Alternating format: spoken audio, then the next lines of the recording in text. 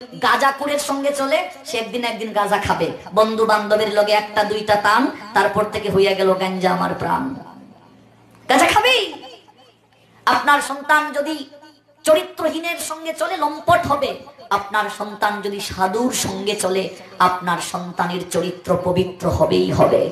আপনার সন্তান এক সময় না এক সময় সাধু হবেই হবে। আর বহু জন্মের সুকৃতি না থাকলে সাধু সঙ্গ করা যায় না। সাধু সঙ্গ সর্বশাস্ত্রে কয়, লব মাত্র সাধু সঙ্গে সর্বসিদ্ধি হয়। এই জন্য এই মনুষ্য জীবনের উদ্দেশ্য হচ্ছে অমৃতের সন্ধান করা। যে অমৃতের সন্ধান থেকে আমরা এত দূর পর্যন্ত গেলাম, অমৃতের সন্ধানে সুহৃদ সঙ্গ। আজকে যাজ্ঞবল্ক্যের স্ত্রী বললেন, আমি যে বিষয় সম্পত্তি অমৃত সন্ধানে ব্রতী হতে পারবো না, এগুলো আমার চাই না, আপনি আমাকে অমৃতের সন্ধানে কি করে যেতে হয় সেই পথটাকে দেখিয়ে দিন। যাজ্ঞবল্ক্যকে প্রশ্ন করেন তার স্ত্রী। চমৎকার সন্দেশ যাজ্ঞবল্ক্য তার স্ত্রীকে দেখিয়ে দিলেন অমৃতের সন্ধানে যাওয়ার আকিঞ্চন। সুখদেব গোস্বামী পান অমৃত কথা শ্রবণ করিয়ে পরীক্ষিতকে একেবারে রথে চড়িয়ে বৈকুণ্ঠে পাঠিয়ে দিলেন। আমরাও সেই ধারাবাহিকতায় অমৃত কথা শ্রবণ করার পরিবেশ করেছি 3 দিন ব্যাপী। অমৃতের সন্ধানে যাওয়ার জন্য ব্রতী হয়েছি। সুহৃদ শব্দের অর্থ হচ্ছে সুহৃদতা, ভালো হৃদয়ে যাদের। এই সঙ্গে প্রত্যেকটা সদস্যের মাঝে সুহৃদতা রয়েছে, হৃদয়িক টান রয়েছে একে অপরের প্রতি, তারাই তো সুহৃদ। আর সুহৃদ একমাত্র ভগবান কৃষ্ণকেও বলা হয়, কৃষ্ণের একটা নাম সুহৃদ। অমৃতের সন্ধানে সুহৃদ, চমৎকার নামকরণ সঙ্গে, খুবই ভালো লেগেছে। এবং আমাদের প্রত্যেকের উচিত এই অমৃতের সন্ধানে ব্রতী হওয়া এবং এই 3 দিন ব্যাপী অপ্রাকৃত কৃষ্ণ কথা অমৃতে অবগাহিত হওয়া। মনে রাখবেন, ভগবানের কাজ করার জন্য জগতে আমরা এসেছি। বলছিলাম আগে একটা কথা, যে আমি যদি চাকরি করি, আমি যদি ব্যবসা করি, নির্দিষ্ট সময়ে আমাকে ডিউটি পালন করতে হয়। কিন্তু ভগবানের কতটুকু ডিউটি আমি করছি, কতটুকু দায়িত্ব পালন করছি ভগবানের? যদি দায়িত্ব পালন না করি শাস্তি পেতে হবে।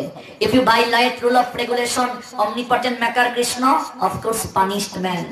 শিক্ষাটা দিয়েছিলেন 1775 খ্রিস্টাব্দে জন্ম নেওয়া গঙ্গা গোবিন্দ সিংহের পুত্র রামকৃষ্ণ সিংহ, রামকৃষ্ণ সিংহের পুত্র কৃষ্ণচন্দ্র সিংহ।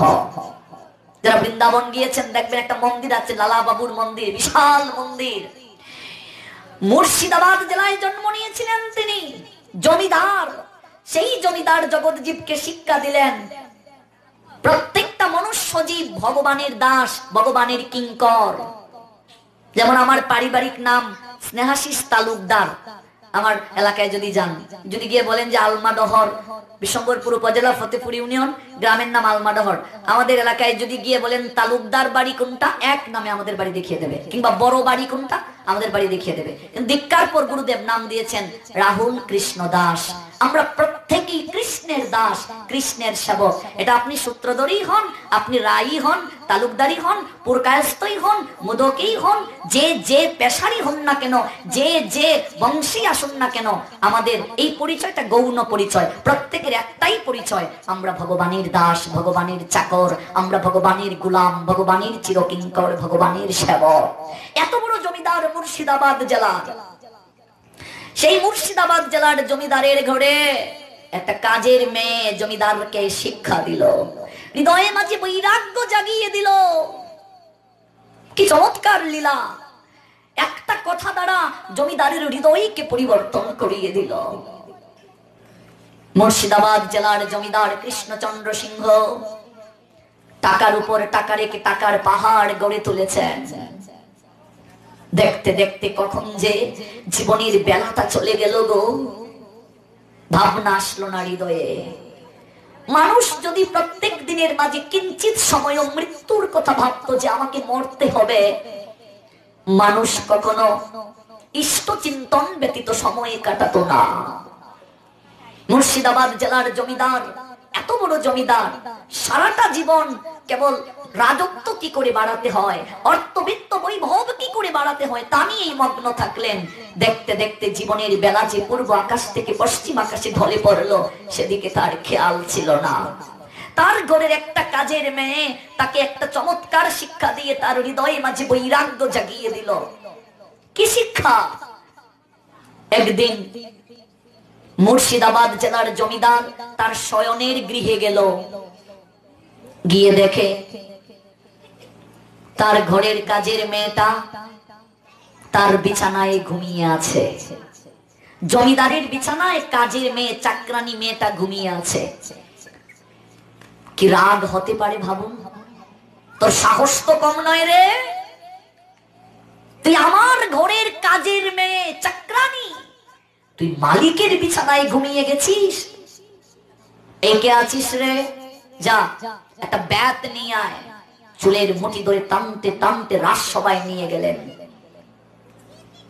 একটা বেত্রাঘাত মেয়েটাকে করা হলো, মেয়েটা হাসছে। আরেকটা বেত্রাঘাত যখন মেয়েটাকে করা হলো, মেয়েটা কাঁদছে। আবার যখন বেত্রাঘাত করা হলো, মেয়েটা পুনরায় হাসছে। আবার যখন বেত্রাঘাত করা হলো, মেয়েটা কাঁদছে। কখনো হাসছে, কখনো কাঁদছে, আবার হাসছে, আবার কাঁদছে। মুর্শিদাবাদ জেলার জমিদার বললেন, ওরে, এই জগতে আমি যাদেরকে শাস্তি দেই তারা তো সবাই কাঁধে রে। সংসারে যারা দুঃখ পায় তারা তো সবাই কাঁধে। তুই একবার হাসছিস কেন, আরেকবার কাঁদছিস কেন? সংসারে দুঃখ না পেলে তো কেউ কাঁধে না। কলির পাবন অবতারে গৌর হরি দয়ালানি তাই চাঁদকে দেখে বলেছিলেন, দাদা, এই কলি হতো জীবের ক্রন্দন, যে ক্রন্দন শ্রবণ করে তুমি দাঁড়ে দাঁড়ে হরিদাসকে নিয়ে হরিনাম করার জন্য মেতে উঠলে। দাদা, যাকেই তুমি দেখবে হাতে ধরে বলবে, ওরে একবার মুখে হরি বল রে। যদি নাম শুনে নিবাই, কলি হতো মনুষ্য জীব, তাদের তো ধর্মের প্রতি অনুরাগ নেই, ভক্তি নেই। যদি না শুনে, তারা যদি হরিনাম করতে না চায়, দাদা তুমি তাদেরকে জড়িয়ে ধরে বলবে, ওরে একবার মুখে হরি বল রে। যদি তাতেও না করে, চরণে জড়িয়ে ধরে কহিবে প্রকাশী। চরণে জড়িয়ে ধরে বলবে, ওরে একবার মুখে হরি বল রে। দাদা, কলিহত জীবের দুঃখের ক্রন্দন কি তুমি শুনতে পাচ্ছ না? জগতে দুঃখ না পেলে কেউ কাঁদে না গো, সংসারে দুঃখ না পেলে কেউ কাঁদে না। আমরা ভাই মরলে কাঁদি, বোন মরলে কাঁদি, মা বাবা মরলে কাঁদি, সন্তান মরলে মা বাবা কাঁদে।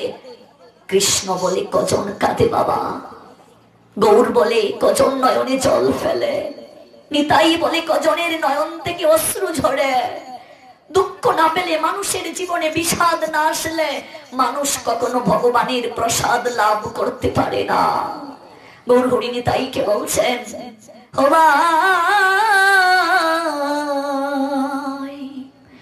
ও ভাই নিতাই রে,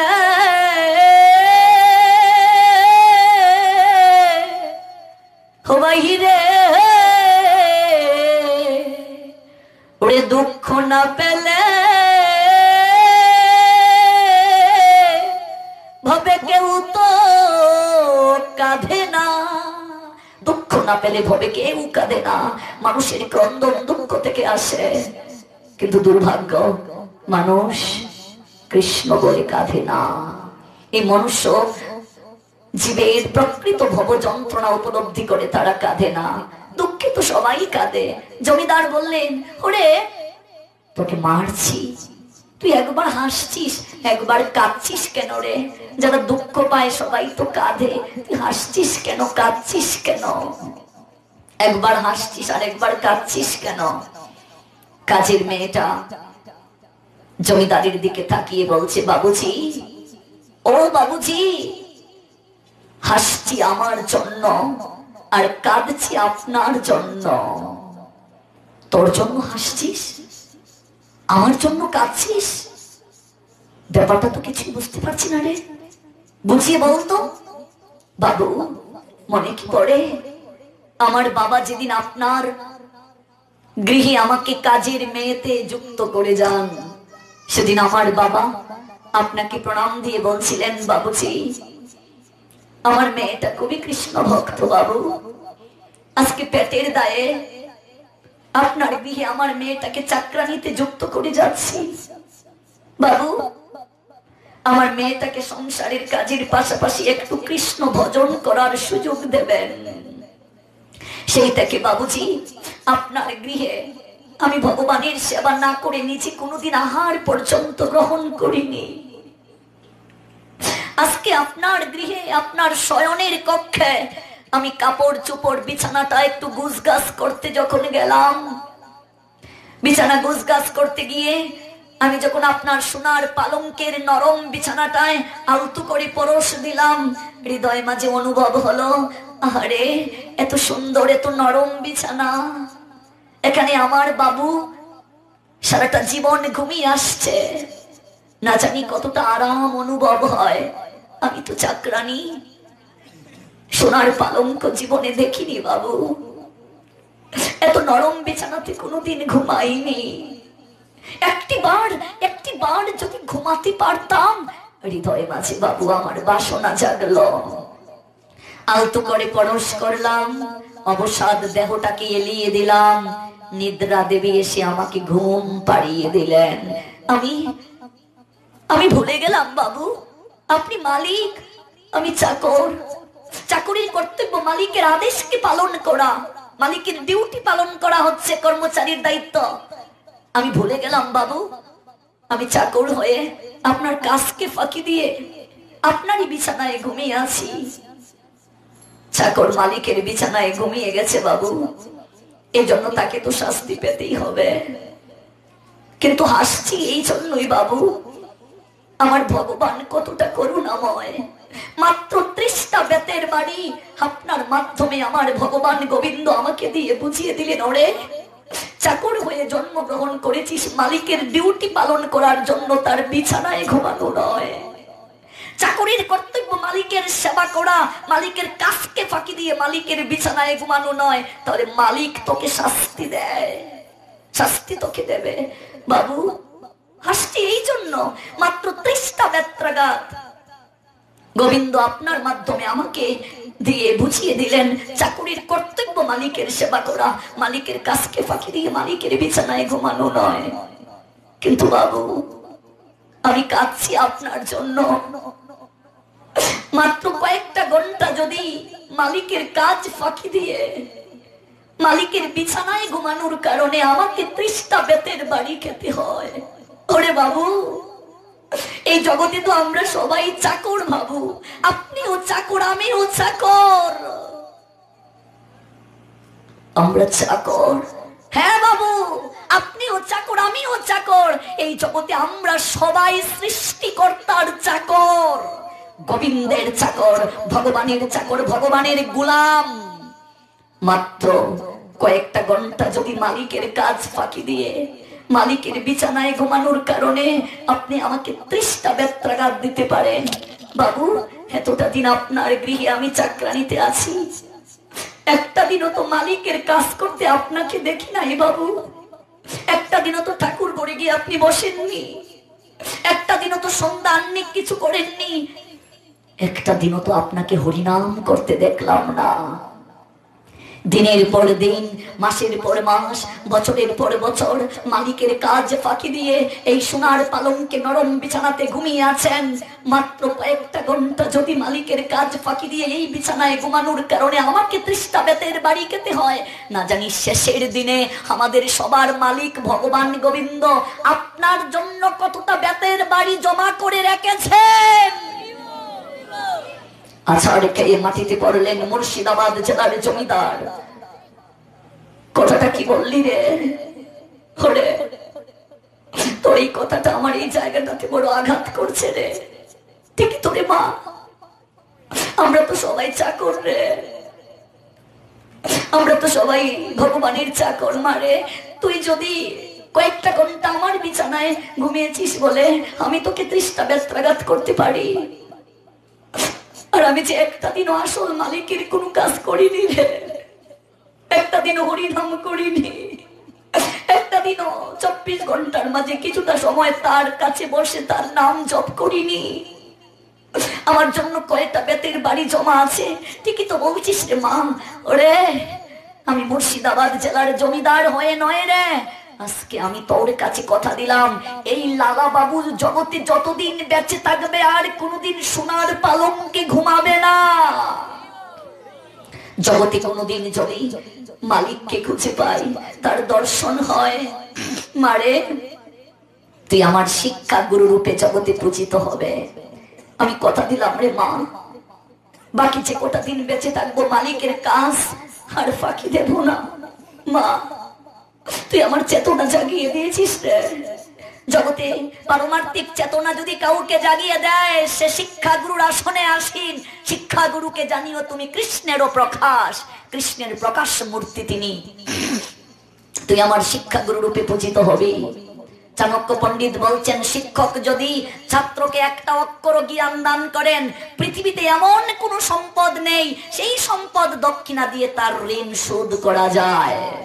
তুই আমার হৃদয়ে চেতনা জাগিয়ে দিলে তুই আমার শিক্ষা গুরু রূপে পূজিত হবে। ঠিক সেই সময় মুর্শিদাবাদ জেলার জমিদারের নিজের মেয়েটা রান্নাঘর থেকে, যার নাম সুমতি, রান্নাঘর থেকে ডাকছে, বাবু, আরে ও বাবা,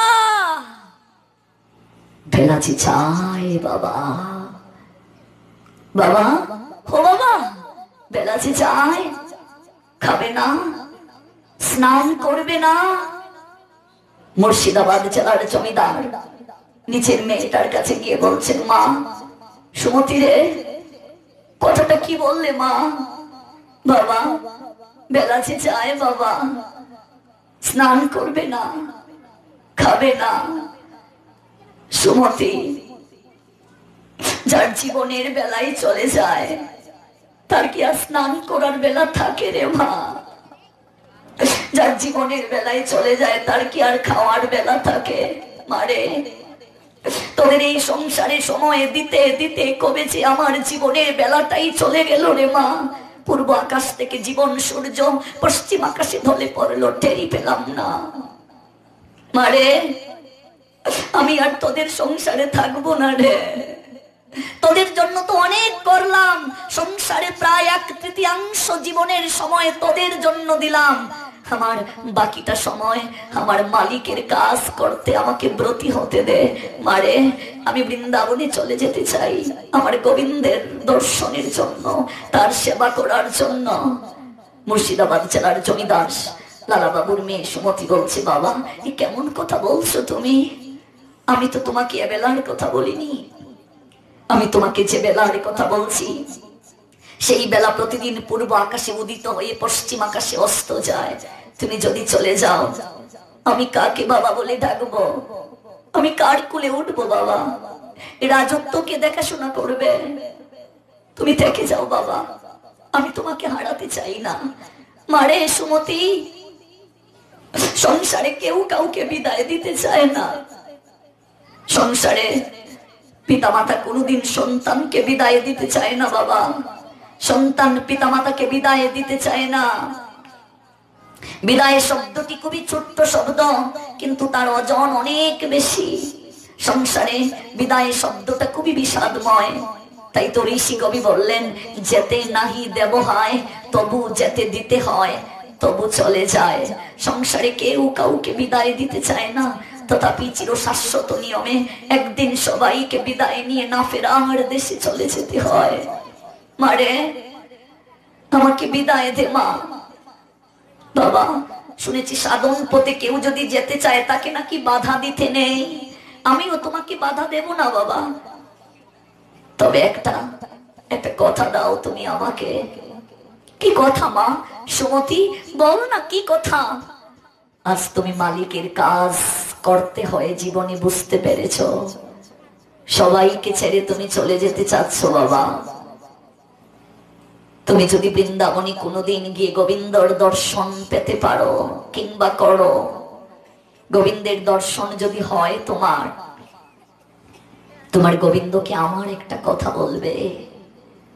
বল না মা সুমতি, কি কথা? বাবা, তোমার গোবিন্দকে বলিও যদি কোনোদিন তার সঙ্গে তোমার দেখা হয়, পিছনে এক হতভাগিনী দাঁড়িয়ে আছে। আমি আর কিছু করি না করি, আমি তো তোমাকে সাজিয়ে দিয়েছি বাবা, আমি তো তোমাকে ধর্ম পালনে একটু হলেও সহায়তা করেছি, আমি তো তোমাকে ভিক্ষাবৃত্তির চাপে ধুতি পরিয়ে উত্তরীয় দিয়ে সাজিয়ে আমি তোমাকে বৃন্দাবনের পথে পাঠিয়ে দিয়েছি বাবা। আমি আর কিছু করি আর নাই করি জীবনে, অন্তত এই কৃতিত্বের জন্য হলেও তুমি তোমার গোবিন্দকে বলিও পিছনে এক হতভাগিনী দাঁড়িয়ে আছে। আমারও যেদিন জীবনের বেলা চলে যাবে, এই প্রাণ পাখিটা যেদিন ভবের নদীর কিনারায় এগিয়ে দাঁড়াবে, সেই দিন তোমার গোবিন্দ যেন নিজে মাঝি হয়ে বইটাবে আসে, নিজে মাঝি হয়ে বইটাবে আসে আমার জন্য, আমাকে উদ্ধার করার জন্য। মারে সুমতি, শাস্ত্রে আছে রে মা, ভক্তি যাজনে যদি কেউ সহায়তা করে তার ঋণ কোনোদিন শোধ করা যায় না। গৌরহরি নিজে আচরণ করে শিক্ষা দিলেন। উনি তাই ওরে বান্ধব হয়ে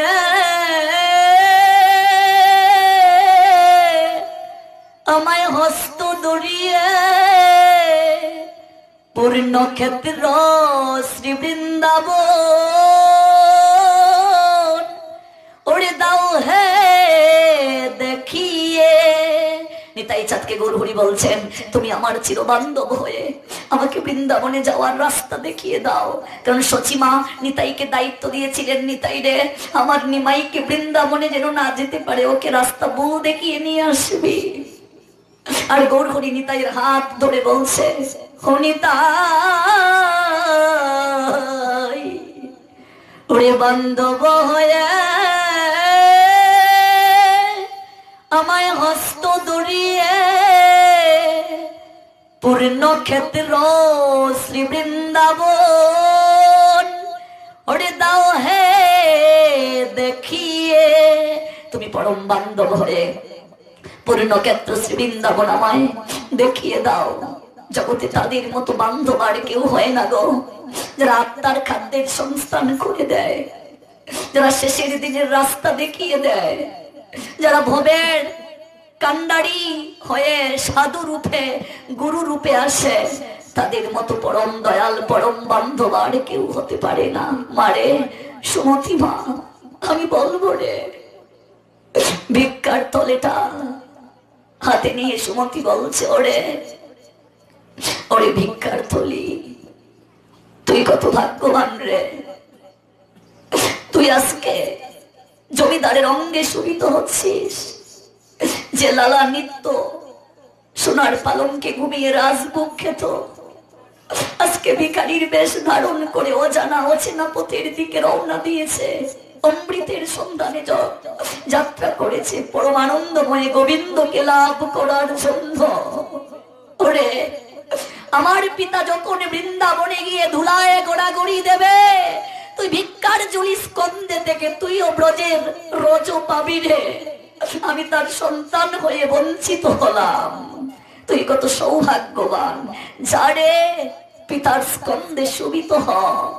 নিজের হাতে সাজিয়ে দিলেন মুর্শিদাবাদ জেলার জমিদারের কন্যা সুমতি। এর পরের লীলা আরো মধুর থেকে মধুরতর। বৃন্দাবনে দর্শন হয়েছিল গোবিন্দের লালার। আজ বৃন্দাবনে বিশাল মন্দির রয়েছে এই মুর্শিদাবাদ জেলার জমিদারের, যারা গিয়েছেন দেখবেন। আমরা এই লীলা থেকে শিক্ষা পেলাম, ধর্মের পথে যারা সহায়তা করে তারা আমাদের পরম বান্ধব। এই অমৃতের সন্ধানে শরীর সঙ্গ আমাদের জীবনে আশীর্বাদ নিয়ে এসেছে। 3 দিন ব্যাপী হরিকথার আসর বসিয়ে আমাদের প্রত্যেকের উচিত এই সুযোগটাকে গ্রহণ করা, হরিকথার আসরে এসে আমাদেরকে এই অপ্রাকৃত আনন্দে নিজেকে মগ্ন রাখা। আমরা শিক্ষা পেলাম আজকের আলোচনা থেকে, প্রত্যেক মনুষ্য জীবের কর্তব্য হচ্ছে মালিকের হুকুম পালন করা। আমি চাকরি করলে আমার মালিক কিংবা বস যাকে ডাকছি তার ডিউটি পালন করি। কতটুকু ডিউটি পালন করছি তার? তিনি যে আমায় জগতে পাঠিয়েছেন, চোখ দিয়েছেন, কান দিয়েছেন, হাত নাক সব দিয়েছেন, হ্যাঁ, কতটুকু সেই অঙ্গ প্রত্যঙ্গ গুলো তার সেবায় লাগাচ্ছি? আমরা শিক্ষা পেলাম আজকের আলোচনায় ভজন যৌবন থাকতে করতে হয়, বয়স হয়ে গেলে বার্ধক্য আমাদের জীবনে আসলে ভজন হয় না। আমরা শিক্ষা পেলাম সাধু সঙ্গের অপ্রাকৃত মহিমার কথা, শিক্ষা পেলাম যে অর্থের অহংকার আমাদেরকে কতটা নিচে নামাতে পারে, যার কারণে দেবর্ষি নারদ অভিসম্পাত দিয়ে কুবেরের দুই পুত্রকে বৃক্ষকুলে পাঠিয়ে দিলেন, যা তোরা বৃক্ষকুলে জন্ম নে। দুই পুত্র চরণে ধরে কান্না করছে, প্রভু আমরা ভুল করেছি, আমাদেরকে ক্ষমা করে দাও, অভিশাপ দিয়ে দিয়েছি, তোদেরকে বৃক্ষকুলে যেতেই হবে। দেবর্ষি নারদের কান্নায় মন কি গলেছিল, শুনতে হলে আগামীকাল রাতে আপনাদেরকে আবার আসতে হবে। আমরা জানবো আগামীকাল এই দুই পুত্রের ক্রন্দনে দেবর্ষি নারদের হৃদয়ে গলেছিল কিনা। সে অপ্রাকৃত সন্দেশ আগামীকালের জন্য রেখে আজকের মতো কৃষ্ণ কথা আলাপন এখানেই বিশ্রামের পথে যাচ্ছে।